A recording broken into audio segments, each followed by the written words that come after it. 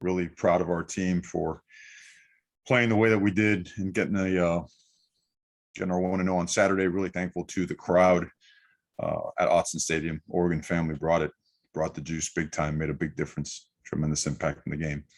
And now preparing for a tremendous challenge and opportunity this coming weekend. And questions, please. James Crapia from the Oregonian. Mario, wanted to get the status on several injured guys. Johnny went down. DJ Johnson, who didn't play. Keith Brown, Seven McGee. Jackson LeDuc was suited up, but you said that this week was more optimistic. Wanted to get an update on him. Powers Johnson, same thing, suited up, but didn't end up playing. And then Robbie Ashford didn't suit up and didn't know if that was health related or if that stemmed from the post game at Washington the week before. I don't understand what your post game at Washington is, but DJ Johnson, we're still evaluating, but he looks like he's going to be good to go. Keith Brown, he tweaked something, but doesn't seem to be major. We expect him to be back. Johnny Johnson, we're evaluating, but we're hopeful. Seven McGee is fine. Jackson LeDuc is ready to play. Who was the other one? Jackson Powers Johnson, also ready to play. Both those guys were held back, but they were right on the cusp and they were ready to play in an emergency. And that's it. And Robbie is healthy. He hurt something mildly in practice last week, but he's good to go as well. Eric Scopel, 247 Sports. I wonder if you could put into perspective just what it's like playing a football game against Utah. I know schematically they aren't the same as you, but stylistically, you guys both want to win in the trenches. You guys kind of both, that's where you guys feather your cap, I guess. Just what does this game mean and these matchups over the last couple of years?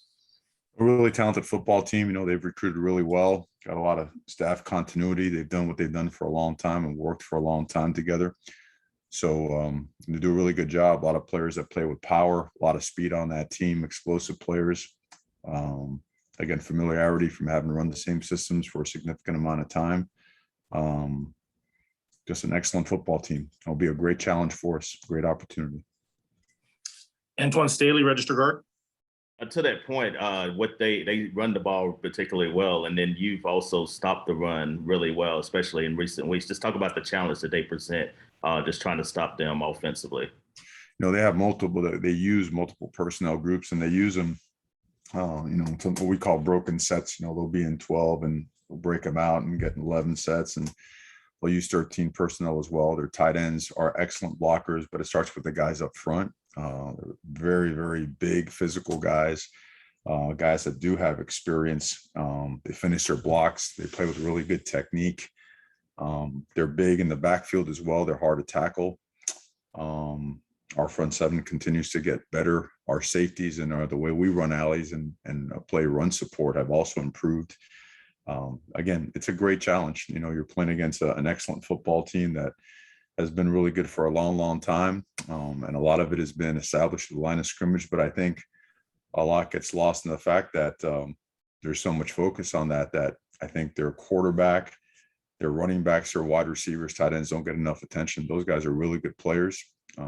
They've made a lot of explosive plays. They've been extremely effective on the perimeter. And I should say on defense, they've been really effective on defending the perimeter as well.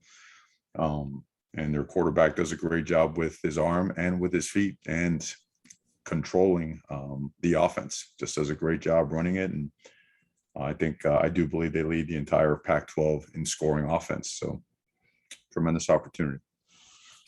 Matt Preem, 247 Sports. Your thoughts on the matchup of their linebackers, Devin Lloyd and Sewell, are just really tremendous players, and just that matchup and importance of, I guess, matching their physicality and controlling those two guys. Yes, sir. Well, they very instinctive players, and they get downhill in a hurry. They diagnose quickly. You can tell that they spend just tons of time in the film room. It doesn't take them long to figure what an offense is doing. They get it. And when they get there with the right type of disposition. They're knockback tacklers. Obviously very familiar with the Sewell family. Devin Lloyd's a guy that, with his length and his range, again, just an excellent football player, as well as Nephi Sewell. Both those guys, they do so much for them, not only as linebackers, but also in the blitz game, and also just as pass rushers, what they use Lloyd. I mean, he's just a really, really good football player. Luciano Chatelain, end zoners. Hey, Coach, I hope you're doing well, and thanks for your time today. This will be your last game on the road this season. What are your thoughts on your team's performance playing away overall throughout the season? Well, I think we've gotten better and better really over the years, just handling the road trips like a business trip, and the ability to cut out all distractions, to pack all the things that are necessary. Really, pack your intangibles is what you need when you go on the road. I think our processes have gotten better and better. We know we're going into a tremendous college football environment where it's loud, chaotic. Their fans do a great job providing the type of atmosphere that you always look forward to in playing college football. But our guys are really looking forward to this opportunity. James. Mario, this is the lowest tackle for loss allowed rate I think any offensive line you've ever coached has allowed. And yet obviously nobody is a projected first round pick, maybe not even second. You've had a ton of personnel rotations. What do you attribute the level of success, particularly the past 2 weeks, but this past weekend, 2 tackles for loss, 1 on a sack, 1 on a screenplay against a team, that's the fewest tackles for loss the Wazoo had in like 5 years. I think our players are performing at a really high level. They're working their tails off. Coach Mirabal, I'll keep saying, is the best offensive line coach in the country, and he doesn't want any of that credit. He just wants to go back to work and do more. Coach Moorhead has called some really good games, and we've done a really good job creating angles, creating leverage. We've done a good job with our footwork, hat placement, hand position, and we still got to get way better. We've improved, we've progressed, but there's a lot of meat on the bone. We still got to get better. Zach Neal, Duckswire. Coach, you've had a chance to watch the tape from last week now. Can you kind of put in perspective what you saw from Byron Cardwell and just what he's doing as a freshman? It seems like he's kind of running beyond his years at this point. He is. His eyes are just getting better and better. So he's seeing things as the game slows down for him. He's running behind his pads too now more. So you see that physicality really starting to show on a more consistent basis. Ball security has improved. Assignment wise, he's been on point. He was in this for some more, I would say, challenging calls, not just running the football. He performed really, really well. So he's growing up fast. We always felt confident in him that he would.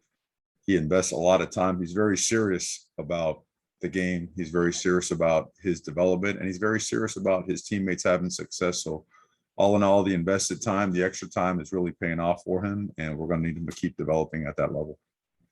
Eric Scopel, 247 Sports. Coach, you were critical of your kickoff coverage units against Washington, much better over the weekend. I wanted to give you the opportunity to kind of praise some guys there, maybe what the difference was. And then also Mikhail Wright as a kickoff returner, his most explosive day maybe in a couple of years as a kickoff returner, just how that changed the game for you guys.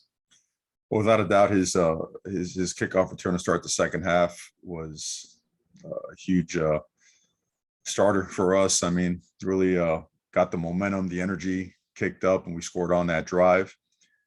So Mikhail, we feel like he's back to form. It really is. But it starts with the guys that are on that unit providing those blocks. And back to the whole coverage thing, we improved this past game significantly, and we'll need to improve again. We do feel Utah's special teams are exceptional. They're a threat on every single punt or kickoff to house one. They do a really good job themselves creating leverage and angles and creating room for those guys. And again, the returners are they're special returners. So you got to do an excellent job, make sure that you get these guys on the ground, you contain them, because they could change the game in a hurry. Matt. Mario, in November, we always see teams that are trying to fight for bowl eligibility or seniors seeing their careers kind of come to an end and they want to win out. Winning is hard in general, but just can you put into context winning in November of how hard it is, because everything that rolls into it of guys' careers coming to an end, getting to bowl games and whatnot? Well, it's certainly, November is special in itself, right? I mean, the whole season is, but when you get to November, football being such a game of attrition, for a lot of teams and for a lot of individuals, it's a gut check, right?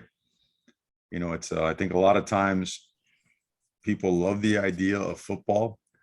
And then when you get to November, maybe they don't love it as much because of what it demands of you. And it's a lot. And I guess the best way to put it, it takes nothing less than every ounce that you have. Nothing less, not one bit. And when you have people that are really dedicated and committed and love the game, like can't live without the game, November's can be really special because they realize they're in the fourth quarter of the season. And in the fourth quarter, you always want to finish, right? You always want to be a better finisher than those guys on the other sideline. So yeah, it's a test. Everybody's banged up out there. Everybody's missing players. Everybody's trying to find a way, everybody. And I think you'll see everyone's best, their best competitive side, their most competitive DNA show out in November. Sean McPherson, KWVA. Coach, it feels like over the past couple of games, you guys have been really good coming out of halftime in the third quarter, in the fourth quarter. When earlier this season, it felt like the third quarter was maybe your guys' weakest quarter. What do you attribute the second half improvement to? Well, offensively, we sustained drives and didn't turn the ball over. So third down has been much better, and it's been because I wouldn't say all the time, but there's been more third and manageables. On defense, it started with first down, putting teams in more difficult second and third down situations, getting off the field. And we've been able to really crank up our third down performances when we do that, which is right. That's the natural part of the game. So starting fast is something that's really important for everybody.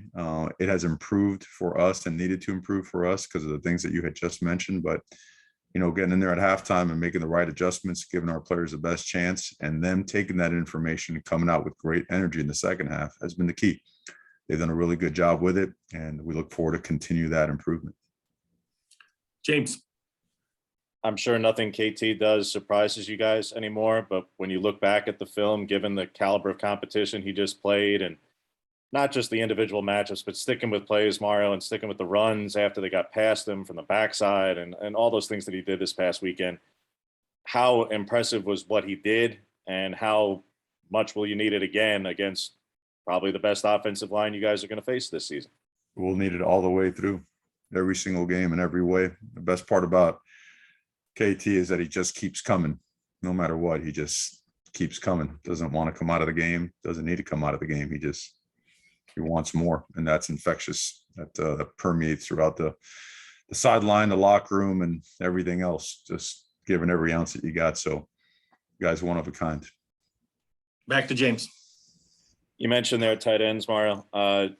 Your thoughts on how Jamal has done in that role, matching up with those guys, and Noah as well. I know this past week, obviously, they didn't have tight ends, but when you have played multiple tight ends, it's largely fallen on those two guys. Your thoughts on those two guys and their coverage of tight ends this season?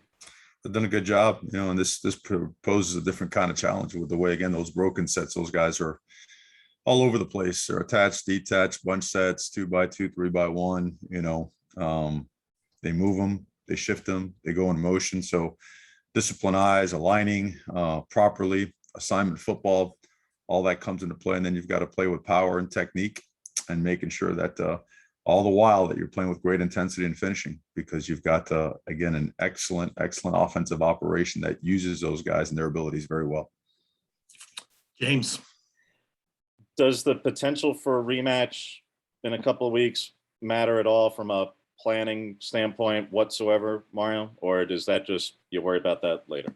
There's no other focus except this week's game for us. All right, Coach, looks like that's all we have for you. Appreciate the time. Okay, thanks, guys. Have a good day.